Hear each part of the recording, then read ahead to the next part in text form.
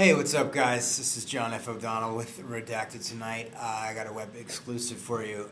It's about Venezuela, but more specifically, it's about this very popular New York Times podcast called The Daily. I actually wasn't aware of the podcast, but apparently it's the most popular, digital asset that the New York Times has. 5 million people listen to it a month, and when I listened to this episode about how they framed what's going on in Venezuela with this attempted coup that's happening, wow, it was infuriating to me because it was a masterful piece of propaganda to get mainstream liberals on board for yet another regime change war for resources. It's crazy how masterful they did this. And that's the important thing to do. You have to get the liberal class, at least some part of it, on board. You have to get mainstream Democrats to be okay with what is an overt power grab for resources. It's called liberal interventionism, and it's the rebranding of neoconservatism. And what better way to do it than present it very subtly and in an academic way with just the right amount of lefty catnip in order to get a bunch of liberals that listen to it on board. And wow, they did a really masterful job at it. And there's so much to this. I implore you guys to listen to this podcast so you can just see all of the manipulations that happen and then never listen to his podcast again, because I can't.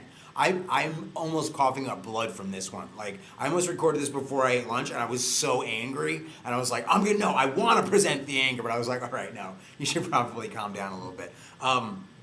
So, he's interviewing this guy named Nicholas Casey, who is the New York Times bureau chief for their Andes bureau.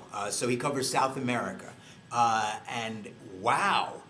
This guy, the way that he presented his facts, the way this thing was edited or whatever, it is a masterful piece of propaganda. Because at first, the podcast is like, why won't Maduro let in the aid as people are starving, right?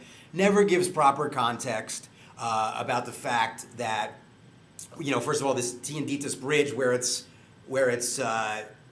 blocked off between Colombia and Venezuela, that bridge has never been operational. It's always been blocked off in some capacity. They don't elaborate on that at all.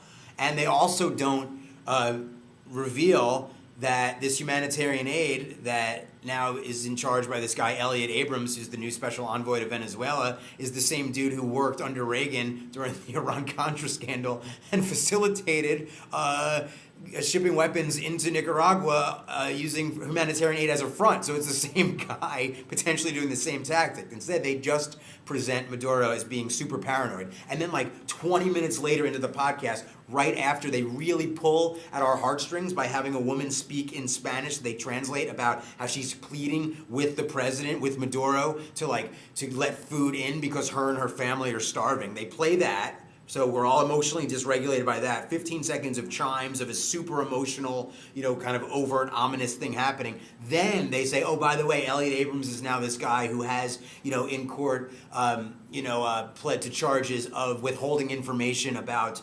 atrocities and stuff like that, which was the lesser crime that he copped to get the misdemeanor instead of the felony, which was using humanitarian aid as a front to send in weapons. They don't mention that, and they purposely present it where they do so people don't process that. And they also talk a lot, this is the crazy part, they talk a lot about the regime changes historically in Latin America, including the Chile thing in 1973, the overthrow of Salvador Allende to put Augusto Pinochet in power, which you never hear about because it's such an overt war crime by America. But they use that to then say, oh, but you know what, guess what? Maduro's no Allende. He wasn't democratically elected. And then they lie about the last election, saying all the opposition parties were barred from partaking in the election, when the truth is they were actually boycotted the election so they could after the fact say that it wasn't legitimate, okay? And there's just enough lefty catnip so you're like, oh, this guy is anti-establishment. He's telling us the truth. But they use that as a front to convince us that, okay, this time it's different because we have to care about these starving Venezuelan people, let alone the reality is our sanctions and our destabilization of that country has greatly exacerbated that difficulty to get food and the price of food and what is happening. And it's sick and it's twisted, and oh my goodness, it actually works. Because my friend that sent it to me was like, hey, I don't know what to think about Venezuela, listen to this. And if someone doesn't have complete context for all that stuff and you hear that, you're like, wow, I guess we gotta go in there. Let alone, it has the world's largest oil reserves, which is mentioned in the podcast, but the way that they mention it, and they don't really contextualize that having to do anything with the coup, which is amazing. So in the link below, I'll leave a link to this podcast. I would love for your guys' thoughts on this, just to explain. I would love your thoughts and explaining how this kind of propagandistic tool works. And the reason I'm so fired up about it, it's like, yes, I know this happens, right? I do. But the fact that it's presented the way that it is to the mainstream liberal class and that it works is really, really disheartening. And it's hard to view this Nick Casey guy, the New York Times bureau chief, as just giving his sort of journalistic assessment of it, because the way that this thing is edited together, it really has an agenda, and so it begs some really messed up questions.